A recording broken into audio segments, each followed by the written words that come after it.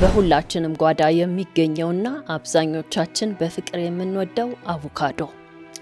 በአንድ በኩል አቮካዶና ድንግል ሴቶች፣ በሌላ በኩል ደግሞ አቮካዶና የወንድ የዘር ፍሬ። ሁለት የማይገናኙ ነገሮችን ምን አገናኛቸው? ውድ ቤተሰቦች፣ ሰምቼ ለማመን የተቸገርኩት ጉድ ነው። ነገር ግን በትክክልም ሆኗል። ይህንን የማይታመን ጉድ ለመስማት ከፈለጋችሁ እስከ መጨረሻው አብራችሁኝ ቆዩ።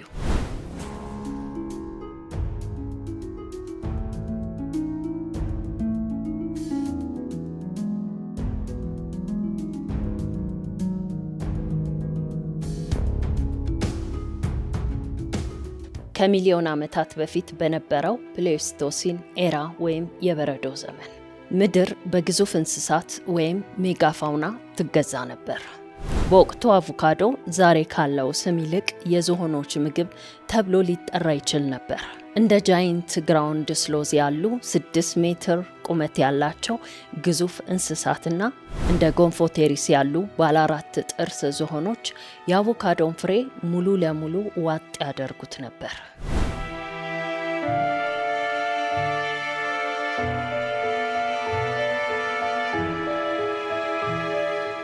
ፍሬው በእነዚህ እንስሳት ሆድ ውስጥ አልፎ ምንም ፕሮሰስ ሳይሆን ወይም እንዳለ በቆሻሻቸው በኩል ይወገዳል። የተወገደው ፍሬ አቮካዶ ሆኖ መልሶ ይበቅላል። እነዚህ እንስሳት ከ10,000 ዓመታት በፊት ሲጠፉ አቮካዶም የመጥፋት አደጋ ተጋርጦበት ነበር።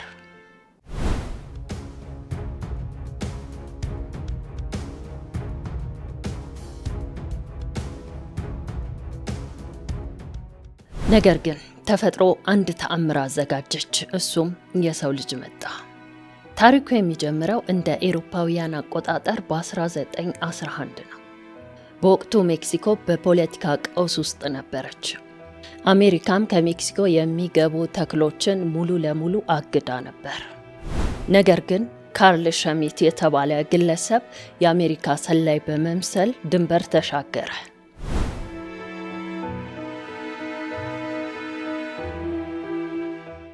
የእሱ ተልዕኮ ወርቅ ወይም የአዝቴክን ቅርስ ፍለጋ አልነበረም። ይልቁኑ ምርጥ የሆነውን የአቮካዶ ዝርያ ቀንበጥ ሰርቆ ማምለጥ ነበር።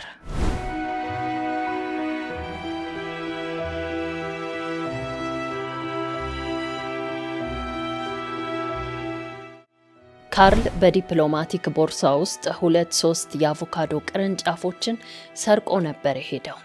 በመጨረሻም ካርል ደብቆ ከወሰደው የአቮካዶ ቅርንጫፎች ውስጥ የተገኘችው አንድ ብቻ ነበረች። ሌሎቹ ቅርንጫፎች ግን ጠውልገዋል። ይህችን ቅርንጫፍ ፉዌሪቴ ወይም ብርቷ በማለት ሰየሟት። ዛሬ ለተከሰተው የአቮካዶ እብደት መሰረት የጣለችው ቅርንጫፍም ይህች ቅርንጫፍ ናት።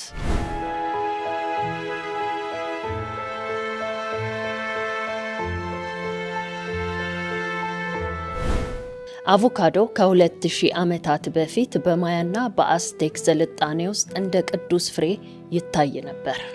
ማያዎች በፍሬው ፍቅር ከመውደቃቸው የተነሳ በዓመታዊ ካላንደራቸው ላይ የአቮካዶ ወር ብለው የሰየሙት ወርም ነበራቸው። ለአዝቴክ ተዋጊዎች ደግሞ አቮካዶ የሰው ልጅ ነዳጅ ነበር።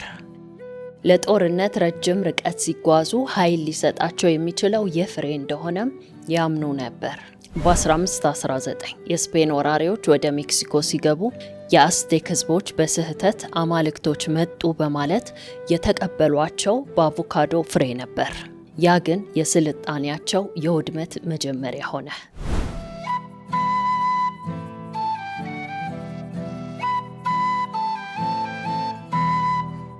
አዋካትል ማለት ምን ማለት ነው? ይህ ቃል በአዝቴኮች ቋንቋ የወንድ የዘር ፍሬ ማለት ነው። የሚያስደንቀው አሁን የምናውቀውን አቮካዶ በዚህ ስም ነበር የሰየሙት። ፍሬው ዛፍ ላይ ተንጠልጥሎ ሲታይ ካለው ቅርጽ በመነሳት ነበር። ይህ ብቻም አይደለም። አዝቴኮች አቮካዶን እንደ ወሲብ ፍላጎት ማነቃቂያነትም ይጠቀሙበት ነበር፣ ወይም ደግሞ የወሲብ ፍላጎትን ያነቃቃል ብለው በከፍተኛ ደረጃ ያምኑ ነበር።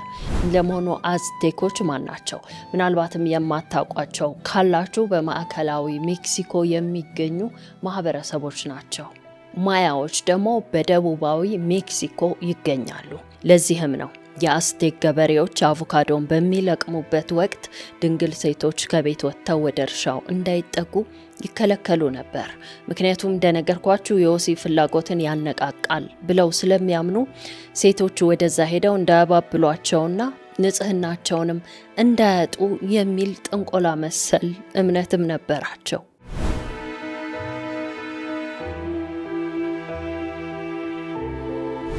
ስፔናውያን ሜክሲኮን ሲወሩ ይህንን የአቮካዶ ከወሲብ ጋር የሚሰጠውን ትርጉም በሰሙ ጊዜ ፍሬው እንዳይበላ ሊያግዱት ሞክረው ነበር።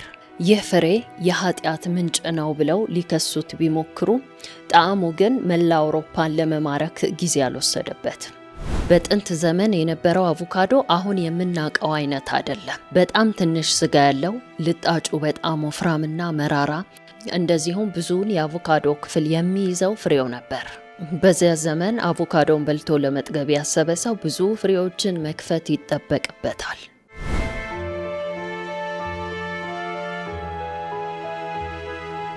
የዛሬው አቮካዶ በሰው ልጅ ለሺህ ዓመታት በተደረገ የዘር ምርጫ ስጋው እንዲበዛ ፍሬው እንዲያንስና ቅቤያማነቱ ወይም ቅባታማነቱ እንዲጨምር ተደርጓል። በተለይ በ1920ዎቹ በሩዶልፍ ሃስ የተገኘው የሃስ ዝርያ ዛሬ ዓለም የሚገዛውና እኛም የምናውቀው ቅቤያማነቱ በጣም የጨመረ ጣፋጭ አቮካዶ ሆኗል።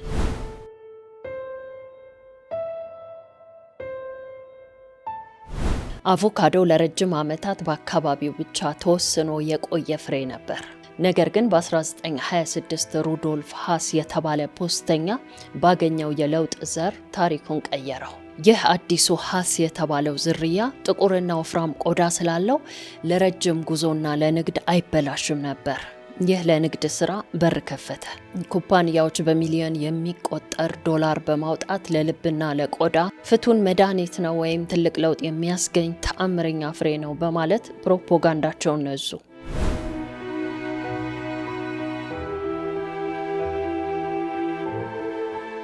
አቮካዶ በድንገት ከምግብነት አልፎ የዘመናዊ ስልጣኔና የጤና ህይወት ትሬንድ ሆነ።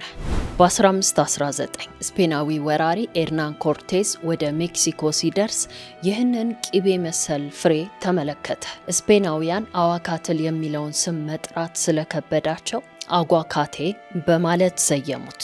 ምክንያቱም ቅድም እንዳልነው አዋካትል የሚለው ስም ትርጉም የወንድ የዘር ፍሬ ማለት ስለነበር ነው። በኋላ ግን ፍሬው ወደ አሜሪካና አውሮፓ ሲሻገር ቆዳው ሻካራ ስለነበር አሊጌተር ፔር ወይም የአዞ እንቁላል የሚል ስያሜ ተሰጠው።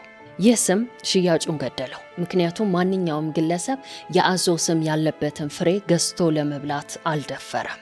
ከዚህ በኋላ አምራቾች ሪብራንዲንግ የሚለውን የንግድ ስልት ተጠቀሙ። ከዛም ስሙንም ማራኪ አድርገው አቮካዶ በማለት ሰየሙት።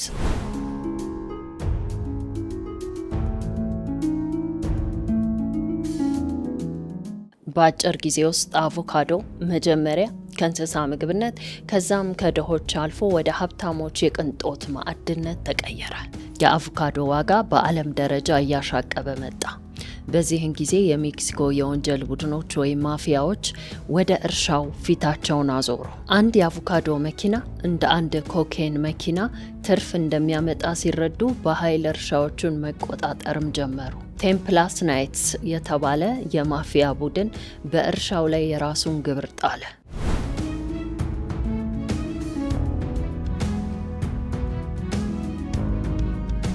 በእያንዳንዱ ዛፍ፣ በእያንዳንዱ ሊትር ውሃና በእያንዳንዱ ፍሬ ላይ ገንዘብ መሰብሰብ ጀመሩ። እምቢ ያሉ ገበሬዎች ይታረዳሉ፣ እርሻቸው ይቃጠላል፣ እንደዚሁም ልጆቻቸው ይታገታሉ። አቮካዶ ለሜክሲኮ ገበሬዎች የተረገመ ፍሬ ሆነ። በሜክሲኮ የሚቾአካን ግዛት የዓለም የአቮካዶ መዲና ትባላለች። ታዲያ እነዚህ ካርቴልስ ወይም ማፊያዎች ይህን ሁሉ ጥቃት በገበሬዎቹ ላይ አድርሰው ብቻ አልበቃቸውም። በሕገ ወጥ መንገድ የጥድ ደኖችን ያቃጥላሉ። ደኑ ሲቃጠል መሬቱ ለአቮካዶ እርሻ ይመቻል።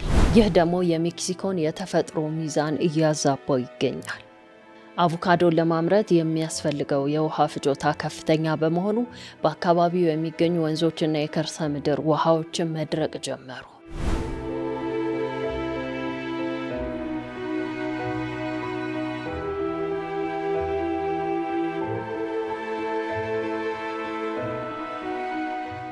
በ2013 ዓመተ ምህረት ግን ገበሬዎቹ መረራቸው፣ በቃን አሉ።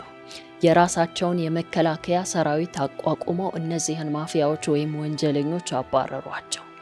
ነገር ግን ድሉ ብዙም አልቆየም። የገበሬዎቹ መሪዎች ይህንን በቢሊየን የሚቆጠር ገቢ ሲያዩ ራሳቸው ወደ ጨካኝ ገዢነት ተቀየሩ። ታሪክ እንደገና ተደገመ። ካርቴልሶቹ ወይም ማፊያዎቹ እንደገና ተመልሰው መሪዎቹን ገደሏቸው። ዛሬ በሜክሲኮ አቮካዶ ለማምረት ሲባል ተፈጥሯዊ ደኖች ይቃጠላሉ፣ ማህበረሰቦች ወይም ቤተሰቦች ከቀያቸው ይፈናቀላሉ።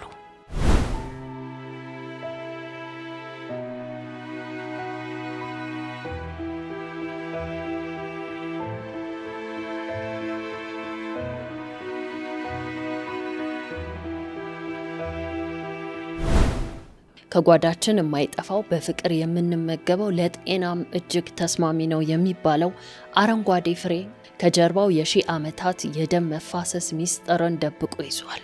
በአንድ አቮካዶ ቆዳ ላይ የምናየው እያንዳንዱ ጠባሳ በሜክሲኮ ጫካዎች ውስጥ ለህልውናቸው ሲታገሉ ህይወታቸውን ያጡ አርሶ አደሮችን ግፍ ይናገራል።